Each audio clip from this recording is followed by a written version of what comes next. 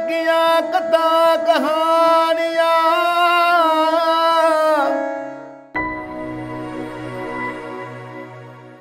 एक ओंकार सतनाम करता पुरख निरभਉ निर्वैर अकाल मूरत अजूनी सैभं गुर प्रसाद गई बहोड़ बंदी छोड़ निरंकार दुखदारी कर्म न जाना धर्म न जाना लोभी माया तारी। सहब इकबात सहब बरकत रोशन चिराग मुर्शद कामल नूर नज़र बरदो आलम शाह शाह शहनशाह वाली दो जहान सरवर कायनात मुजस्समाए आबे हयात सारी मनुखता दे सांझे रहबर परम सन्मानयोग साहिब सच्चे पातशाह धन धन धन श्री गुरु ग्रंथ साहिब महाराज जी दी महान बख्शिश किरपालता दयालता दा सदका जो आपां सारिਆਂ ਨੂੰ सतगुरां दी मुकद्दस गोद अंदर जुड़ मिल बैठ सतगुरां दी इलाही बाणी अरशी सुनेहे गुर इतिहास नाल जुड़न दा सुभाग प्राप्त हो रहा है। शुकराना करिए उस मालिक दा जिसने साडे जीवन विच ऐसियां घड़ियां लिखियां ने।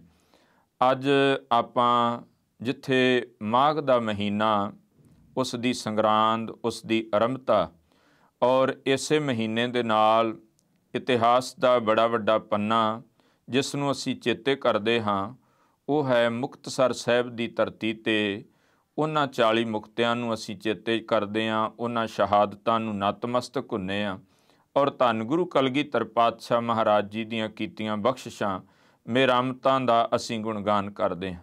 तो आओ गुरु की पावन बाणी और उन्हां महान शहीदां दा पावन इतिहास आरंभ करन तो पहलां सहबे कमाल किरपालू पिता बादशाह दरवेश पुत्रां दे दानी अमृत के दाते कादरे हरकार बेकसारा यार हकरा गंजूर जुमला फैज़े नूर बाजां वाले सतगुरु धन धन श्री गुरु गोबिंद सिंह साहिब जी द्वारा बख्शिश की गई फतेह धन धन श्री गुरु ग्रंथ साहिब सच्चे पातशाह जी नूं बड़ी शरधा भावना दे नाल दोवें हथ जोड़ बा अदब सीस झुकाउंदियां होइयां बुलंद आवाज़ दे विच सारे आखो जी वाहिगुरू जी का खालसा वाहिगुरू जी की फतेह। माघ दा महीना सनातन मत दे अनुसार इस नूं बड़ा पवित्र बड़ा चंगा इस तरह की अहमियत दिती जाती है और इस दिन दे उत्ते वो लोग जाके तीर्थां ते प्रयाग तीर्थ होर थावां दे उत्ते जाके इशनान करना इस चीज़ नूं बड़ा वड्डा महात्म मानते हैं और ये भी कि इहदे नाल सारे साल दा पुण्य फल मिल जाएगा। गुरमत दे अंदर गुरु की बाणी दे अंदर महाराज ने उन्हां दी विचारधारा नूं सामने रख के वचन बख्शिश कीता ते पहला बोल आख्या माघ मज्जन संग साधुआं धूड़ी कर इशनान। माघ दे महीने विच मज्जन दा अर्थ हुंदा इशनान। कहंदे इशनान तां करना है पर तैनूं किसे इहो जी थां ते जाण दी लोड़ नहीं। तूं रब दे प्यारियां दी चरण धूड़ गुरु के संगतां दी सेवा जिहड़ी है ਉਹਦੇ ਵਿੱਚ और ਧੂੜੀ ਵਿੱਚ ਇਸ਼ਨਾਨ ਕਰਨ ਦਾ ਭਾਵ ਕੀ ਹੁੰਦਾ ਆ। ਇੱਕ ਤਾਂ ਅਸੀਂ ਧੂੜੀ ਚੁੱਕ ਕੇ ਮਸਤਕ ਨੂੰ ਲਾਉਣੇ ਆ ਜੋ ਆਪਾਂ ਆਸਾ ਕੀ ਵਾਰ ਦੇ ਵਿੱਚ ਵੀ ਪੜ੍ਹਦੇ ਆ ਦਾਨ ਮਹਿੰਡਾ ਤਲੀ ਖਾਕ ਜੇ ਮਿਲੇ ਤਾਂ ਮਸਤਕ ਲਾਈਏ। ਭਾਈ ਸਾਹਿਬ ਭਾਈ ਗੁਰਦਾਸ ਜੀ ਵੀ ਇੱਕ ਵਚਨ ਵਰਤਦੇ ਆ ਮੇਰੀ ਖੱਲੋਂ ਮੌਜੜੇ ਗੁਰ ਸਿੱਖ ਹੰਡਾਉਂਦੇ ਮਸਤਕ ਲੱਗੇ ਸਾਧ ਰੇਣ ਵੱਡ ਭਾਗ ਜਿਨ੍ਹਾਂ ਦੇ। ਸੌਣ ਲੱਗਿਆਂ ਸੋਹਲਾ ਸਾਹਿਬ ਦੀ ਬਾਣੀ ਪੜ੍ਹਦੇ ਆ ਤੇ ਪੰਜਵੇਂ ਪਾਤਸ਼ਾਹ ਮਹਾਰਾਜ ਅਖੀਰ ਤੇ ਬਚਨ ਕਹਿੰਦੇ ਆ ਅੰਤਰਜਾਮੀ ਪੁਰਖ ਵਿਦਾਤੇ ਸ਼ਰਧਾ ਮਨ ਕੀ ਪੂਰੇ ਨਾਨਕ ਦਾਸ ਇਹ ਸੁਖ ਮੰਗੈ ਮੋਕੋ ਕਰ ਸੰਤਨ ਕੀ ਤੂਰੇ। ਤਾਂ ਇੱਥੇ ਧੂੜੀ ਨੂੰ ਮਸਤਕ ਨੂੰ ਲਾਉਣਾ ਜਿੱਥੇ ਬਹੁਤ ਵੱਡਾ ਮਹਾਤਮ ਹੈ ਗੁਰਸਿੱਖੀ ਦੇ ਵਿੱਚ ਇਸ ਨੂੰ ਬੜਾ ਵੱਡਾ ਆਦਰ ਦਿੱਤਾ ਜਾਂਦਾ। ਰੱਬ ਦੇ ਪਿਆਰਿਆਂ ਦੀ ਚਰਨ ਧੂੜ ਜਾਂ ਨਾਨਕ ਧੂੜ ਮੰਗੈ ਤਿਸ ਗੁਰ ਸਿੱਖ ਕੀ, ਜੋ ਆਪ ਜਪੈ ਅਵਰਾ ਨਾਮ ਜਪਾਵੇ। ਉਹਦੇ ਨਾਲ ਧੂੜੀ ਦਾ ਅਰਥ ਜਿਹੜਾ ਹੈ, ਕਿਉਂਕਿ ਧਰਤੀ ਨੀਵੀਂ ਹੈ, ਫਰੀਦਾ ਖਾਕ ਨਾ ਨਿੰਦੀ ਹੈ, ਖਾਕੂ ਜੇਡ ਨਾ ਕੋਏ, ਜੀਵਦਿਆਂ ਪੈਰਾਂ ਤਲੇ ਮੋਇਆਂ ਉੱਪਰ ਹੋਏ। ਤਾਂ ਉਹ ਨਿਮਰਤਾ, ਹਲੀਮੀ ਜਿਹੜੀ ਹੈ, ਹਿਰਦੇ ਦੀ ਗਰੀਬੀ, ਜਿਹਨੂੰ ਹਿਰਦੇ ਵਿੱਚ ਵਸਾਉਣਾ। ਮਤਲਬ ਕੇਵਲ ਇੰਨਾ ਨਹੀਂ ਹੈ ਕਿ ਮਸਤਕ ਨੂੰ ਚੁੱਕ ਕੇ ਧੂੜ ਤਾਂ ਲਾਈ ਹੈ, ਇਹਦਾ ਮਹਾਤਮ ਹੈ, ਪਰ ਇਹ ਕੇਵਲ ਤੇ ਕੇਵਲ ਜਿਹੜਾ ਹੈ ਉਹ ਇੱਕ ਕਰਮ ਬਣ ਕੇ ਨਾ ਰਹਿ ਜਾਏ ਕਿ ਧੂੜੀ ਤਾਂ ਲਾਈ ਲੇਕਿਨ ਧੂੜ ਵਰਗੀ ਨਿਮਰਤਾ ਨਹੀਂ ਆਈ, ਨਿਮਰ ਨਹੀਂ ਹੋ ਸਕਿਆ, ਹਲੀਮੀ ਨਹੀਂ ਹੋ ਸਕੀ। ਤਾਂ ਮਹਾਰਾਜ ਕਹਿੰਦੇ ਮਾਘ ਮੱਜਨ ਸੰਗ ਸਾਧੂਆਂ, ਧੂੜੀ ਕਰ ਇਸ਼ਨਾਨ। ਨਾਲ ਬਚਨ ਵਰਤਿਆ ਹਰ ਕਾ ਨਾਮ ਧਿਆਏ ਸੁਣ, ਸਭਨਾਂ ਨੂੰ ਕਰ ਦਾਨ। ਕਿਉਂਕਿ ਦਾਨ ਪੁੰਨ ਦਾ ਵੀ ਬੜਾ ਵੱਡਾ ਮਹਾਤਮ ਕਿਹਾ ਜਾਂਦਾ, ਲੇਕਿਨ ਇੱਥੇ ਹਰੀ ਦਾ ਨਾਮ ਆਪ ਧਿਆਉਣਾ, ਸੁਣਨਾ ਤੇ ਦੂਸਰਿਆਂ ਨੂੰ ਫਿਰ ਉਹ ਜਪਾਉਣਾ, ਇਹਦਾ ਦਾਨ। ਬਾਕੀ ਜਿਹੜਾ ਰੁਪਈਆ ਪੈਸਾ ਹੋਰ ਚੀਜ਼ ਹੈ ਉਹ ਹਰ ਬੰਦੇ ਨੂੰ ਨਹੀਂ ਤੁਸੀਂ ਦੇ ਸਕਦੇ। ਜਿਹਦੇ ਕੋਲ ਆਲਰੇਡੀ ਪਹਿਲਾਂ ਹੀ ਇਹ ਚੀਜ਼ਾਂ ਮੌਜੂਦ ਨੇ ਉਹਨੂੰ ਤੁਸੀਂ ਦੇਣ ਦਾ ਯਤਨ ਕਰੋਗੇ, ਅਗਲਾ ਗਲ ਪੈ ਜਾਏਗਾ। ਮੈਂ ਤੈਨੂੰ ਕੋਈ ਭੁੱਖਾ ਨੰਗਾ ਦਿਸਦਾ ਹੈ, ਮੈਂ ਤੈਨੂੰ ਕੋਈ ਭਿਖਾਰੀ ਲੱਗਦਾ ਹੈ, ਲੇਕਿਨ ਨਾਮ ਦਾ ਦਾਨ ਇਹ ਗੁਰੂ ਦਿੰਦਾ। ਅਸੀਂ ਉਸ ਦਾਤੇ ਦੇ ਦਰ ਦੇ ਭਿਖਾਰੀ ਹਾਂ। ਹਮ ਭੀਖਕ ਭਿਖਾਰੀ ਤੇਰੇ, ਤੂੰ ਨਿਜ ਪਤ ਹੈ ਦਾਤਾ। ਹੋ ਦਇਆਲ ਨਾਮ ਦਿਓ ਮੰਗਤ ਜਨ ਕੋ, ਸਦਾ ਰਹੋ ਰੰਗ ਰਾਤਾ। ਤਾਂ ਮਹਾਰਾਜ ਸੱਚੇ ਪਾਤਸ਼ਾਹ ਕਹਿੰਦੇ ਹਰੀ ਦਾ ਨਾਮ ਸੁਣਨਾ, ਫਿਰ ਉਸ ਨਾਮ ਨੂੰ ਧਿਆਉਣਾ। ਹਰ ਕਾ ਨਾਮ ਧਿਆਏ ਸੁਣ, ਸਭਨਾਂ ਨੂੰ ਕਰ ਦਾਨ। ਫਿਰ ਕਹਿੰਦੇ ਇਹਦੇ ਨਾਲ ਹੋਏਗਾ ਕਿ ਜਨਮ ਕਰਮ ਮਲ ਉਤਰੈ, ਮਨ ਤੇ ਜਾਏ ਗੁਮਾਨ। ਦੋ ਤਰ੍ਹਾਂ ਦੀ ਮੈਲ ਦਾ ਜ਼ਿਕਰ ਆਇਆ, ਇੱਕ ਜਨਮ ਦੀ, ਇੱਕ ਕਰਮ ਦੀ। ਔਰ ਕਰਮ ਦੀ ਮੈਲ ਕੀ ਹੈ? ਜਿਹੜੇ ਅਸੀਂ ਕਰਮ ਕਰਦੇ ਹਾਂ, ਮੰਦੇ ਕੀਤੇ ਉਹਦੀ ਮੈਲ ਹੈ। ਇੱਕ ਜਨਮ ਦੀ ਮੈਲ ਜਿਹੜੀ ਹੈ, ਭਾਵ ਕਿ ਜਨਮਾਂ ਜਨਮਾਂਤਰਾਂ ਤੋਂ ਤੁਰੀ ਆ ਰਹੀ, ਪਿਛਲੀਆਂ ਜੂਨਾਂ ਤੋਂ ਅਨੇਕਾਂ, ਉਹ ਸੰਚਿਤ ਕਰਮ ਦੇ ਵਿੱਚ ਹੈ। ਜਨਮ ਜਨਮ ਕੀ ਇਸ ਮਨ ਕੋ ਮਲ ਲਾਗੀ, ਉਹ ਮੈਲ ਜਿਹਨੂੰ ਅਸੀਂ ਢੋ ਰਹੇ ਹਾਂ। ਮਹਾਰਾਜ ਕਹਿੰਦੇ ਉਹਦੀ ਸੰਗਤ ਵਿੱਚ ਆ ਕੇ, ਉਹਦੇ ਚਰਨਾਂ ਵਿੱਚ ਆ ਕੇ ਦੋਨੋਂ ਤਰ੍ਹਾਂ ਦੀ ਮੈਲ ਜਿਹੜੀ ਹੈ ਉਹ ਧੋਤੀ ਜਾਂਦੀ ਹੈ। ਕਾਮ ਕ੍ਰੋਧ ਨਾ ਮੋਹੀਐ, ਬਿਨਸੈ ਲੋਭ ਸੁਆਨ। ਸੁਆਨ ਕਹਿੰਦੇ ਆ ਕੁੱਤੇ ਨੂੰ। ਕਹਿੰਦੇ ਨਾ ਵਿਕਾਰ ਤੰਗ ਕਰਦੇ ਆ, ਕਾਮ ਕ੍ਰੋਧ ਨਾ ਮੋਹੀਐ, ਇਹ ਨਹੀਂ ਤੈਨੂੰ ਫਾ ਸਕਣਗੇ। ਤੇ ਤੇਰੇ ਅੰਦਰ ਲੋਭ ਦਾ ਕੁੱਤਾ ਵੀ ਜਿਹੜਾ ਉਹ ਨਹੀਂ ਭੌਂਕੇਗਾ। ਜਦੋਂ ਤੂੰ ਮਾਲਕ ਦੇ ਚਰਨਾਂ ਨਾਲ ਜੁੜ, ਉਹਦੀ ਅਰਾਧਨਾ, ਉਹਦੀ ਇਬਾਦਤ ਵਿੱਚ ਹੋਏਗਾ, ਤਾਂ ਲੋਭ ਰੂਪੀ ਸੁਆਨ ਜਿਹੜਾ ਵਾਰ-ਵਾਰ ਭੌਂਕਦਾ ਹੈ ਤੇ ਆਪਣਿਆਂ ਨੂੰ ਵੀ ਵੱਢਣ ਤੋਂ ਗੁਰੇਜ਼ ਨਹੀਂ ਕਰਦਾ, ਉਹ ਤੇਰੇ ਅੰਦਰੋਂ ਭੌਂਕਣਾ ਬੰਦ ਕਰ ਦੇਗਾ। ਕਹਿੰਦੇ ਸੱਚੇ ਮਾਰਗ ਚੱਲਦਿਆਂ ਉਸਤਤ ਕਰੇ ਜਹਾਨ। ਫਿਰ ਜਦੋਂ ਤੂੰ ਐਸੇ ਸੱਚ ਦੇ ਮਾਰਗ ਦਾ ਧਾਰਨੀ ਹੋਏਗਾ ਤਾਂ ਮਹਾਰਾਜ ਕਹਿੰਦੇ ਸੰਸਾਰ ਦੇ ਵਿੱਚ ਤਾਂ ਕੀ, ਉਸ ਨਿਰੰਕਾਰ ਦੇ ਘਰ ਦੇ ਵਿੱਚ ਵੀ ਜੈ ਜੈਕਾਰ, ਉਹਦੇ ਘਰ ਦੇ ਵਿੱਚ ਵੀ ਤੇਰੀ ਜਿਹੜੀ ਉਹ ਸ਼ੋਭਾ ਹੋਏਗੀ। 68 ਤੀਰਥ ਸਗਲ ਪੁੰਨ, ਜੀ ਦਇਆ ਪ੍ਰਵਾਨ। ਜੀਵਾਂ ਉੱਤੇ ਦਇਆ ਕਰਨੀ, ਇਹਦੇ ਵਿੱਚ 68 ਤੀਰਥ ਵੀ ਆ ਗਏ, ਸਭ ਪੁੰਨ ਕਰਮ ਜਿਹੜੇ ਨੇ ਉਹ ਆ ਗਏ। ਪਰ ਇਹ ਮਿਲਦਾ ਕਿਹਨਾਂ ਨੂੰ ਹੈ? ਕਹਿੰਦੇ ਜਿਸ ਨੂੰ ਦੇਵੈ ਦਇਆ ਕਰ, ਸੋਈ ਪੁਰਖ ਸੁਜਾਨ। ਸੁਜਾਨ ਕਹਿੰਦੇ ਆ ਸਿਆਣੇ ਨੂੰ, ਉਹੀ ਦਾਨਾ ਹੈ, ਉਹੀ ਸਿਆਣਾ ਜਿਹਨੂੰ ਮਹਾਰਾਜ ਇਹ ਦਾਤ ਦੇ ਦਵੇ।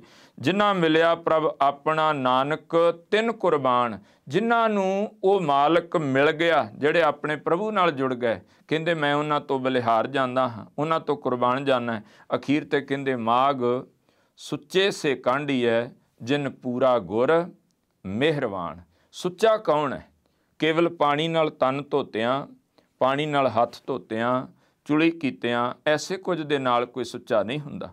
ਇਸੇ ਕਰਕੇ ਬਚਨ ਵਰਤਿਆ ਅੰਤਰ ਮੈਲ ਜੇ ਤੀਰਥ ਨਾਵੈ, ਤਿਸ ਬੈਕੁੰਠ ਨਾ ਜਾਨਾ। ਲੋਕ ਪਤੀਣੈ ਕਛੂ ਨਾ ਹੋਵੈ, ਨਾ ਹੀ ਰਾਮ ਇਆਨਾ। ਪੂਜੋ ਰਾਮ ਏਕ ਹੀ ਦੇਵਾ, ਸਾਚਾ ਨਾਵਣ ਗੁਰ ਕੀ ਸੇਵਾ। ਜਲ ਕੇ ਮੱਜਣ ਜੇ ਗਤ ਹੋਵੈ, ਨਿਤ ਨਿਤ ਮੇਂਢੁਕ ਨਾਵੈ। ਮਹਾਰਾਜ ਨੇ ਗੱਲ ਨਿਬੇੜ ਦਿੱਤੀ ਔਰ ਨਾਲ ਕਹਿ ਦਿੱਤਾ ਮਨ ਮੈਲੈ ਸਭ ਕਿਛ ਮੈਲਾ, ਤਨ ਧੋਤੈ ਮਨ ਹੱਛਾ ਨਾ ਹੋਏ। ਸਰੀਰ ਦੀ ਪਾਣੀ ਨਾਲ ਸਫਾਈ ਕੀਤੀ ਜਾ ਸਕਦੀ ਹੈ, ਜਲ ਦੇ ਨਾਲ ਸੁੱਚਮ ਨਹੀਂ ਹੋ ਸਕਦੀ। ਸੁੱਚਮ ਤਾਂ ਸੱਚ ਦੇ ਨਾਲ ਜੁੜ ਕੇ ਹੈ। ਔਰ ਤਾਂ ਆਖਿਆ ਮਾਘ ਸੁੱਚੇ ਸੇ ਕਾਂਢੀ ਹੈ, ਜਿਨ ਪੂਰਾ ਗੁਰ ਮਿਹਰਵਾਨ। ਔਰ ਮਾਘ ਦੇ ਵਿੱਚ ਜਿਹੜੇ ਐਸੇ ਸੁੱਚੇ ਹੋਏ, ਉਹਨਾਂ ਅੱਜ ਮਹਾਨ ਸ਼ਹੀਦਾਂ ਦੀ ਅਸੀਂ ਨਾਲ ਬਾਤ ਕਰਾਂਗੇ, ਜਿਨ੍ਹਾਂ ਨੂੰ ਅਸੀਂ ਅਰਦਾਸ ਦੇ ਵਿੱਚ ਜਦੋਂ ਦੂਸਰਾ ਪਹਿਰਾ ਆਰੰਭ ਹੁੰਦਾ ਆ ਤਾਂ ਉਹਦੇ ਵਿੱਚ 5 ਪਿਆਰੇ 4 ਸਾਹਿਬਜ਼ਾਦਿਆਂ ਤੋਂ ਬਾਅਦ 40 ਮੁਕਤਿਆਂ ਦੀ ਗੱਲ ਆਉਂਦੀ ਹੈ। 5 ਪਿਆਰਿਆਂ 4 ਸਾਹਿਬਜ਼ਾਦਿਆਂ 40 ਮੁਕਤਿਆਂ, ਹੱਠੀਆਂ ਜੱਪੀਆਂ ਤੱਪੀਆਂ, ਜਿਨ੍ਹਾਂ ਨਾਮ ਜਪਿਆ ਵੰਡ ਛਕਿਆ, ਦੇਗ ਚਲਾਈ ਤੇਗ ਵਾਹੀ, ਦੇਖ ਕੇ ਅਨਡਿੱਠ ਕੀਤਾ। ਤਿੰਨਾਂ ਪਿਆਰਿਆਂ ਸਚਿਆਰਿਆਂ ਦੀ ਕਮਾਈ ਦਾ ਧਿਆਨ ਧਰ ਕੇ ਖਾਲਸਾ ਜੀ ਬੋਲੋ ਜੀ ਵਾਹਿਗੁਰੂ। ਅਸੀਂ ਜਿਨ੍ਹਾਂ ਦੀ ਕਮਾਈ ਦਾ ਧਿਆਨ ਧਰਦੇ ਹਾਂ, ਮੈਂ ਕੇਵਲ ਸਮੇਂ ਵਿੱਚ ਰਹਿੰਦਿਆਂ ਜਿਹੜਾ ਬਚਨ ਬਰੀਫ ਵਿੱਚ ਕਵਾਂ, ਆਨੰਦਪੁਰ ਸਾਹਿਬ ਕਲਗੀਧਰ ਪਾਤਸ਼ਾਹ ਮਹਾਰਾਜ ਨੇ ਛੱਡਿਆ ਤੇ ਖਿਦਰਾਣੇ ਦੀ ਢਾਬ ਸੀ ਇਹ, ਜਿੱਥੋਂ ਤੱਕ ਸਤਿਗੁਰਾਂ ਨੇ 335 ਕਿਲੋਮੀਟਰ ਦਾ ਜਿਹੜਾ ਸਫ਼ਰ ਆ ਪੈਂਡਾ ਹੈ ਉਹ ਤੈਅ ਕੀਤਾ। ਅੱਜ ਦੀ ਮੈਜਰਮੈਂਟ ਅਨੁਸਾਰ ਇਹ 335 ਕਿਲੋਮੀਟਰ ਦਾ ਸਫ਼ਰ ਬਣਦਾ। ਔਰ ਸਤਿਗੁਰੂ ਮਹਾਰਾਜ ਸੱਚੇ ਪਾਤਸ਼ਾਹ ਜਦੋਂ ਮਾਛੀਵਾੜਾ ਸਾਹਿਬ ਤੋਂ ਉੱਚ ਦੇ ਪੀਰ ਦੇ ਰੂਪ ਦੇ ਵਿੱਚ ਮਾਲਵੇ ਦੀ ਧਰਤੀ ਦੇ ਚੱਪੇ ਚੱਪੇ ਨੂੰ ਨਵਾਜਦੇ, ਜਿਹਨੂੰ ਅਸੀਂ ਗੁਰੂ ਗੋਬਿੰਦ ਸਿੰਘ ਮਾਰਗ ਕਹਿੰਦੇ ਹਾਂ, ਦੀਨੇ ਕਾਂਗੜ ਤੋਂ ਹੁੰਦਿਆਂ ਹੋਇਆਂ ਮਹਾਰਾਜ ਕੋਟਕਪੂਰੇ ਤੋਂ ਲੰਘਦਿਆਂ ਹੋਇਆਂ ਰਾਮਿਆਣੇ ਦੀ ਧਰਤੀ ਤੇ, ਜੋ ਇਤਿਹਾਸ ਕਹਿੰਦਾ, ਜਦੋਂ ਰਾਮਿਆਣੇ ਦੀ ਧਰਤੀ ਤੇ ਪਹੁੰਚੇ, ਇੱਧਰ ਮਾਝੇ ਦੀ ਧਰਤੀ ਤੇ ਜੋ ਮਾਤਾ ਭਾਗ ਕੌਰ ਦਾ ਸਹੁਰਾ ਸੀ ਦੇਸ ਰਾਜ ਸਿੰਘ ਵੜੈਚ, ਪੱਟੀ ਦੇ ਰਹਿਣ ਵਾਲੇ, ਉਹਨਾਂ ਦੇ 2 ਪੁੱਤਰ ਸੀ, ਸੁਲਤਾਨ ਸਿੰਘ ਤੇ ਨਿਧਾਨ ਸਿੰਘ। ਨਿਧਾਨ ਸਿੰਘ ਜਿਹੜਾ ਛੋਟਾ ਸਪੁੱਤਰ ਹੈ, ਉਹਦੇ ਵੱਲ ਮਾਤਾ ਭਾਗ ਕੌਰ ਵਿਆਹੀ ਹੋਈ ਹੈ। ਮਾਤਾ ਭਾਗ ਕੌਰ ਦਾ ਜਿਹੜਾ ਪੇਕਾ ਨਗਰ ਹੈ ਉਹ ਝਬਾਲ ਹੈ। ਔਰ ਮਾਤਾ ਭਾਗ ਕੌਰ ਜਿਹੜੀ ਹੈ ਧੀ ਕਿਸ ਪਰਿਵਾਰ 'ਚੋਂ, ਇਹ ਵੀ ਥੋੜ੍ਹਾ ਜਿਹਾ ਧਿਆਨ ਨਾਲ ਸੁਣਨਾ, ਚੌਧਰੀ ਲੰਗਾਹ, ਜਿਨ੍ਹਾਂ ਨੂੰ ਅਸੀਂ ਭਾਈ ਸਾਹਿਬ ਭਾਈ ਲੰਗਾਹ ਜੀ ਕਹਿੰਦੇ, ਜਿਹੜੇ 5ਵੇਂ ਪਾਤਸ਼ਾਹ ਮਹਾਰਾਜ ਦੇ ਸਿੱਖ ਹੋਏ, ਸਤਿਗੁਰਾਂ ਦੀ ਸ਼ਹਾਦਤ ਵੇਲੇ ਲਾਹੌਰ ਵੀ ਨਾਲ ਗਏ, ਜਿਹਦੇ ਘਰ ਵਿੱਚ 6ਵੇਂ ਪਾਤਸ਼ਾਹ ਨੇ ਆਪਣੀ ਧੀ ਬੀਬੀ ਵੀਰੋ ਦਾ ਵਿਆਹ ਕੀਤਾ। ਜੰਝ ਉੱਥੇ ਆਈ ਸੀ, ਕਿਉਂਕਿ ਅੰਮ੍ਰਿਤਸਰ ਸਾਹਿਬ ਜੰਗ ਬਣ ਗਿਆ, ਪਹਿਲਾ ਜੰਗ ਜਿਹੜਾ ਹੋਇਆ ਆ। ਤਾਂ ਉਹ ਭਾਈ ਸਾਹਿਬ ਭਾਈ ਲੰਗਾਹ, ਉਹਨਾਂ ਦਾ ਛੋਟਾ ਭਰਾ ਹੈ ਭਾਈ ਪੇਰੋ ਸ਼ਾਹ, ਤੇ ਇਹ ਵੀ ਗੁਰੂ ਘਰ ਦਾ ਪ੍ਰੇਮੀ ਸੀ। ਪੇਰੋ ਸ਼ਾਹ ਦੇ ਅੱਗੋਂ 2 ਪੁੱਤਰ ਨੇ, ਹਰੂ ਸ਼ਾਹ ਤੇ ਮਾਲੋ ਸ਼ਾਹ। ਮਾਲੋ ਸ਼ਾਹ ਤੇ ਹਰੂ ਸ਼ਾਹ 2 ਪੁੱਤਰ ਨੇ। ਮਾਲੋ ਸ਼ਾਹ ਦੀ ਅੱਗੋਂ ਸਪੁੱਤਰੀ ਹੈ ਸਾਡੀ ਸਤਿਕਾਰਯੋਗ ਮਾਤਾ ਭਾਗ ਕੌਰ ਜੀ, ਔਰ ਇਹ ਇਸ ਹਿਸਾਬ ਨਾਲ ਭਾਈ ਸਾਹਿਬ ਭਾਈ ਲੰਗਾਹ ਜੀ ਹੋਣਾ ਦੀ ਪੋਤਰੀ ਦੀ ਥਾਂ ਤੇ ਲੱਗਦੇ। ਉਹਨਾਂ ਦੇ ਸਹੁਰੇ ਦੀ ਜਦੋਂ ਡੈਥ ਹੋਈ, ਅਕਾਲ ਚਲਾਣਾ ਕੀਤਾ ਸਰਦਾਰ ਦੇਸਰਾਜ ਸਿੰਘ ਵੜੈਚ, ਉਹਨਾਂ ਦਾ ਜਿਹਨੂੰ ਆਪਾਂ ਪਿੰਡਾਂ 'ਚ ਸਤਾਰੀਆ ਕਹਿ ਦਿੰਦੇ ਸਾਂ, ਭੋਗ ਅੰਤਮ ਅਰਦਾਸ ਅਜਰੂਪ ਕਹਿਣ ਲੱਗ ਪਏ। ਉੱਥੇ ਸਾਰੇ ਲੋਕ ਇਕੱਤਰ ਹੋਏ। ਜਦੋਂ ਇਕੱਤਰ ਹੋਏ ਤੇ ਉੱਥੇ ਬੈਠ ਕੇ ਵਿਚਾਰਾਂ ਹੋਈਆਂ ਵੀ ਮਹਾਰਾਜ ਨੇ ਆਨੰਦਪੁਰ ਸਾਹਿਬ ਛੱਡਿਆ, ਸਾਡਾ ਉਹ ਦੁਨੀ ਚੰਦ ਮਜੀਠੇ ਵਾਲਾ ਵੀ ਉਹ ਰਾਤ ਨੂੰ ਭੱਜ ਆਇਆ, ਸਾਥੀਆਂ ਨੂੰ ਵੀ ਲੈ ਆਇਆ, ਤਾਂ ਇਹ ਬੜਾ ਵੱਡਾ ਕਲੰਕ ਲਾ ਦਿੱਤਾ ਉਹਨੇ ਮਾਝੇ ਤੇ। ਅਸੀਂ ਇਸ ਅੱਜ ਵੀ ਕਹਿੰਦੇ ਮਹਾਰਾਜ ਸਾਹਿਬਜ਼ਾਦਿਆਂ ਦੀਆਂ ਸ਼ਹਾਦਤਾਂ ਹੋ ਗਈਆਂ, ਅਸੀਂ ਸਤਿਗੁਰਾਂ ਦੇ ਨਾਲ ਨਹੀਂ ਹੋ ਸਕੇ। ਤਾਂ ਮਹਾਰਾਜ ਹੁਣ ਮਾਲਵੇ ਦੀ ਧਰਤੀ ਤੇ ਆ, ਤੇ ਪਤਾ ਲੱਗਾ ਵੀ ਸੂਬਾ ਸਰਹੰਦ ਵਜੀਦ ਖਾਂ ਅਜੇ ਵੀ ਪੈੜ ਨੱਪਦਾ ਫਿਰਦਾ ਹੈ, ਤੇ ਇਹ ਵੇਲਾ ਅਸੀਂ ਸਤਿਗੁਰਾਂ ਦੇ ਕੋਲ ਜਾਈਏ ਤੇ ਉਹ ਕਾਲਖ ਵੀ ਜਿਹੜੀ ਹੈ ਧੋਈਏ, ਜਿਹੜੀ ਉਸ ਮਾਲਕ ਤੋਂ ਬੇਮੁਖਤਾ ਦੀ ਹੈ, ਤੇ ਨਾਲੇ ਅਸੀਂ ਸਤਿਗੁਰਾਂ ਦੇ ਨਾਲ ਖੜੋਈਏ। ਉਹ ਜਦੋਂ ਤੁਰਨ ਲੱਗੇ, ਕੁਝ ਲੋਕ ਇਸ ਪ੍ਰਵਿਰਤੀ ਦੇ ਹੁੰਦੇ ਜਿਨ੍ਹਾਂ ਦੀ ਚੌਧਰ ਟਾਈਪ ਬਿਰਤੀ ਹੁੰਦੀ ਹੈ, ਵੀ ਕੋਈ ਵੀ ਮੌਕਾ ਵੇਖਣਾ ਜਿੱਥੇ ਇਹੋ ਜਿਹਾ ਮੌਕਾ ਬਣੇ, 4 ਲੋਕ ਜੁੜੇ ਹੋਣ ਤੇ ਸਾਨੂੰ ਸਾਡੀ ਚੌਧਰ ਚਮਕਾਉਣ ਦਾ ਮੌਕਾ ਮਿਲ ਗਿਆ, ਤਾਂ ਆਪਣੀ ਕਹਾਣੀ ਸ਼ੁਰੂ ਕਰ ਦਿੰਦੇ। ਕੁਝ ਇਹੋ ਜਿਹੇ ਲੋਕ ਵੀ ਨਾਲ ਉਹਨਾਂ ਦੇ, ਕੁਝ ਪ੍ਰੇਮੀ ਤੁਰੇ, ਕੁਝ ਇਹੋ ਜਿਹੇ ਤੁਰੇ ਜਿਨ੍ਹਾਂ ਆਖਿਆ ਅਸੀਂ ਗੁਰੂ ਸਾਹਿਬ ਨੂੰ ਸਮਝਾਵਾਂਗੇ। ਮੁੱਕਦੀ ਗੱਲ ਜਦੋਂ ਗਏ ਰਾਮਿਆਣੇ ਦੀ ਧਰਤੀ ਤੇ ਸਤਿਗੁਰਾਂ ਨਾਲ ਮਿਲਾਪ ਹੋਇਆ, ਮਹਾਰਾਜ ਨੇ ਘੋੜੇ ਦੀ ਕਾਠੀ ਥੱਲੋਂ ਕੱਪੜਾ ਕਢਵਾਇਆ, ਵਿਛਾਇਆ, ਉੱਤੇ ਬਹਿ ਗਏ। ਗੁਰੂ ਜਿੱਥੇ ਬੈਠ ਗਿਆ ਦਰਬਾਰ ਉੱਥੇ ਬਣ ਗਿਆ। ਜਦੋਂ ਬੈਠੇ ਤੇ ਉਹ ਕਹਿੰਦੇ ਜੀ ਸਾਹਿਬਜ਼ਾਦਿਆਂ ਦੀ ਸ਼ਹਾਦਤ, ਮਾਤਾ ਗੁਜਰੀ ਜੀ ਆਨੰਦਪੁਰ ਸਾਹਿਬ ਛੱਡਣਾ ਪਿਆ, ਸਾਨੂੰ ਬੜਾ ਦੁੱਖ ਹੋਇਆ। ਮਹਾਰਾਜ ਕਹਿੰਦੇ ਭਾਈ ਹੁਕਮ ਹੈ ਉਹਦਾ, ਭਾਣਾ ਆ। ਕਹਿੰਦੇ ਜੀ ਹੁਣ ਅਸੀਂ ਤੁਹਾਨੂੰ ਇੱਕ ਬੇਨਤੀ ਕਰਨੀ। ਮਹਾਰਾਜ ਕਹਿੰਦੇ ਦੱਸੋ।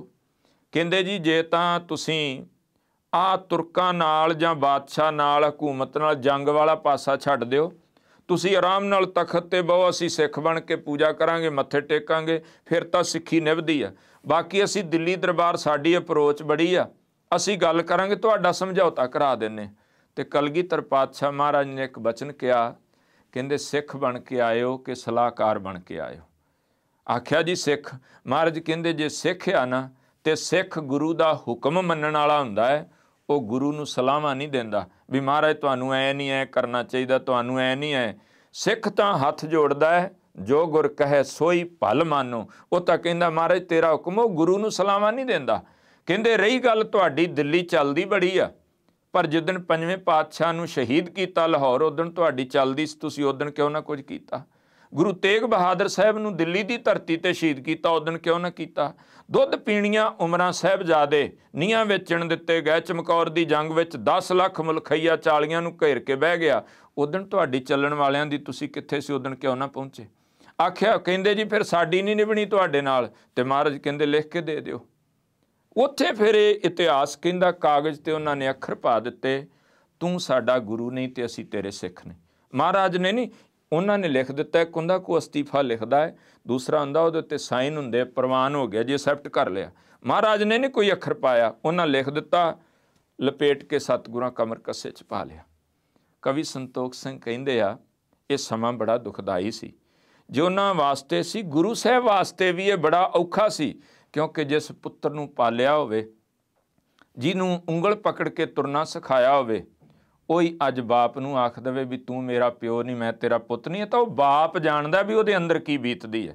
इसे करके वो गुरु के अंदर कोई घट दर्द नहीं है कि अज वो सिख कह देवे मैं तेरा सिख नहीं, तू मेरा गुरु नहीं है। तो महाराज ने उस पिता की तरह, पर सतगुरु क्योंकि मगरों फौज आ रही सी, महाराज चल पे खिदराणे की ढाब नूं। हुण चौधरी तो मुड़ आए जिन्हें यह गल की, पर प्रेमी उत्थे रुक गए उन्हां विचों, जिहड़े कहंदे भी आए तो बनाउण सै, तो विगड़ गई उल्टी। उत्थे फिर माता भाग कौर जी ने भी ललकारिया, गुरु के सिखा उन्हें आख्या सी तां गुरु के हित प्राण देवांगे। महाराज अगे अगे खिदराणे की ढाब नूं विचाले ये 40 हो गए, 41वीं माता भाग कौर ते उधरों मगरले पासे वजीदा आ रहा फौज लैके 25,000 की गिणती विच फौज खिदराणे की ढाब ते पहुंचे।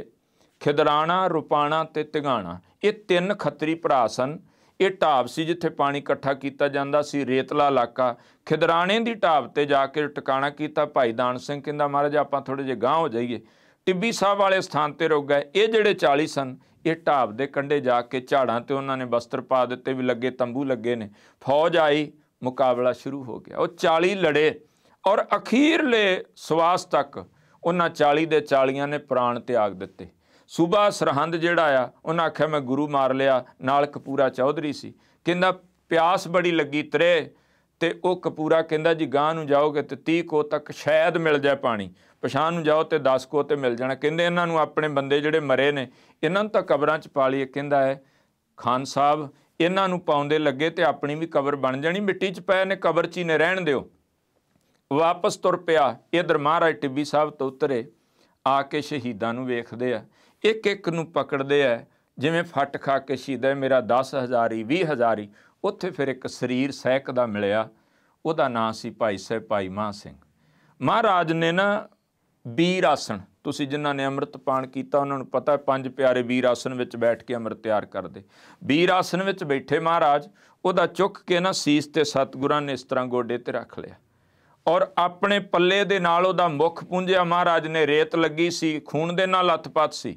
महाराज कहंदे तेरे तन ते लगे जख्म, तेरे फट ये तेरी बहादरी की गवाही भरदे आ। मां सिया तू किस कदर लड़िया है, अज जो मंगेगा गुरु नानक दे घर विचों तैनूं उही मिल जाएगा। ते भाई मान सिंह ने अखां खोलियां, दर्शन कीते ते दोवें हत्थ हौली हौली कंबदिआं उहने हत्थ बन लए। उहने आख्या मार अजे चेता रखना भाई मान सिंह बेदावा लिखण वालियां विच नहीं सी, लिखण वाले होर लोग सन, पर ये पिछों को बोलिया भी महाराज ये तां बेदावियां विचों ने। सतगुरु कहंदे इन्हां लिखिया सी ना तू साडा गुरु नहीं ते असीं तेरे सिख नहीं।